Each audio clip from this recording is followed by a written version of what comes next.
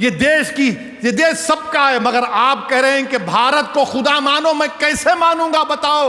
मैं तो ला इलाहा इल्लल्लाह बोलने वाला हूं और बोलता रहूंगा। तुम जेल में डालो, तुम गोली मारो, मेरी जबान पे आखिरी लफ्ज वही होगा, ला इलाहा इल्लल्लाह व अशहदु अन्ना मुहम्मद रसूलुल्लाह। अरे नौकरी दो, अरे नहीं, वंदे मातरम बना दिया ना। 11 करोड़ नौजवानों के पास नौकरी नहीं है, नहीं वंदे मातरम पढ़ना है। अरे मेरे भाई, रविंद्रनाथ टैगोर, नेताजी सुभाष चंद्र बोस, महात्मा गांधी, इन तमाम ने मिलकर फैसला किया कि वंदे मातरम के 2 स्टैंजा रहेंगे, उससे आगे नहीं पढ़ा जाएगा। तो क्या नरेंद्र मोदी महात्मा गांधी से ज्यादा अक्लमंद है? क्या नरेंद्र मोदी नेताजी सुभाष चंद्र बोस से ज्यादा इस देश का मोहब्बत करने वाला है? क्या नरेंद्र मोदी में इतनी इंटेलेक्चुअल कैपेसिटी है कि रविंद्रनाथ टैगोर के पास थी? इन लोगों ने फैसला लिया, मगर आप कह रहे हैं नहीं। आपने कानून बना दिया, आपने कानून बना दिया। देश सबका है। कोई भारत की पूजा करता है, कोई भारत की जमीन में दफन हो जाता है मेरी तरह, मगर भारत से मोहब्बत करता है। ये देश सबका है, मगर आप कह रहे हैं कि भारत को खुदा मानो। मैं कैसे मानूंगा बताओ? मैं तो जमीन व आसमान के खालिक को अपना रब मानता हूं। मैं तो ला इलाहा इल्लल्लाह बोलने वाला हूं और बोलता रहूंगा। तुम जेल में डालो, तुम गोली मारो, मेरी जबान पे आखिरी लफ्ज वही होगा, ला इलाहा इल्लल्लाह व अशहदु अन्ना मुहम्मद रसूलुल्लाह। आप इस तरह का कानून बनाकर बीजेपी, नरेंद्र मोदी, रविंद्रनाथ टैगोर, महात्मा गांधी, नेताजी सुभाष चंद्र बोस की तौहीन कर रहे हैं। आइन का प्रियम्बल पढ़ो, आइन का प्रियम्बल, तमहीद जिसको बोलते, पढ़ो। किससे शुरू होता? भारत माता से नहीं शुरू होता। We the people of India, हम इस भारत के नागरिक हैं, हम भारत की जनता हैं। आज आप क्या कर रहे हैं? अमित शाह बोलते हैं मैं यूसीसी बना दिया। अरे नौकरी तो दो। भारत में 11 करोड़ बच्चों के पास नौकरी नहीं है। कितने? 11 करोड़ के पास नौकरी नहीं है। तो मोदी बोल रहे बेटा गाजर की पुंगी ले, यूसीसी बजा ले,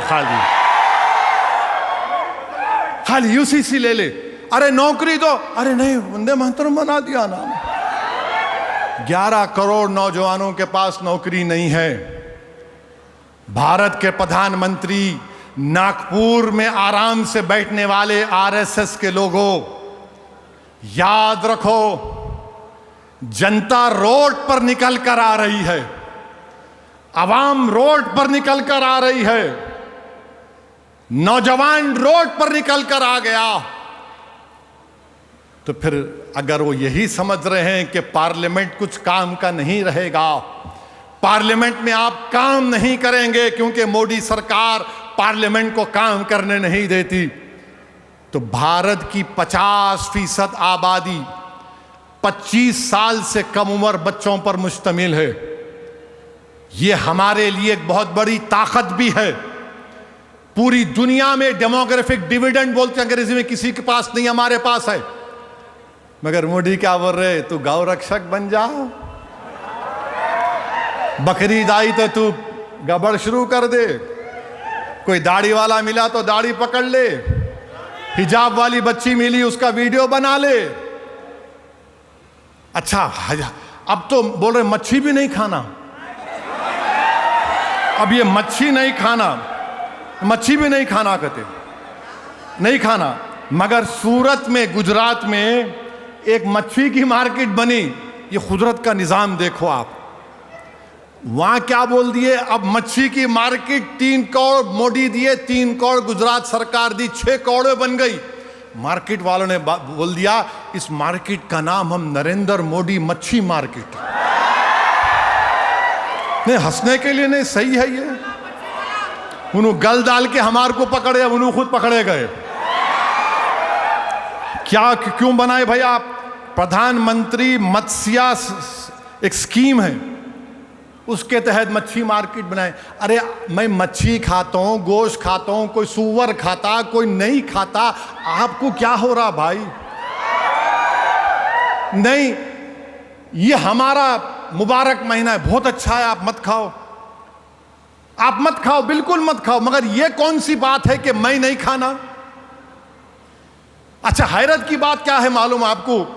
सबसे ज्यादा बीफ एक्सपोर्ट पूरी दुनिया में इंडिया से हो रहा, पूरी दुनिया को। हम महीने में बोले हमारा महीना मुबारक है, नहीं खाना, मगर बीफ का एक्सपोर्ट हो रहा है बाहर, डॉलर आ रहे हैं टपाटप टपाटप टपाटप। माने बीफ का एक्सपोर्ट करेंगे, बीफ का एक्सपोर्ट करेंगे, मगर आप गोश्त, मच्छी, चिकन नहीं खाना, वो भी रोक दो ना।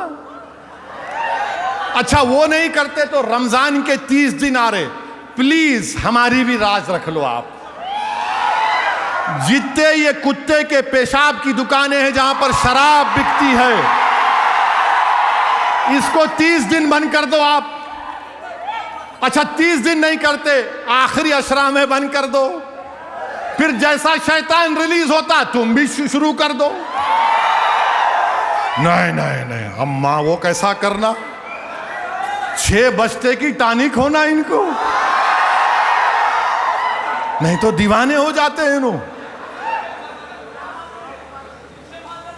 जब मैं बोलता हूं तो हमारे एक दोस्त बोले क्या तुम्हारे को नशा नहीं आता? मैं आता मेरे को। बोले कैसा आता? जब मोहम्मद सल्लल्लाहु अलैहि वसल्लम का नाम ज़बान पे आता।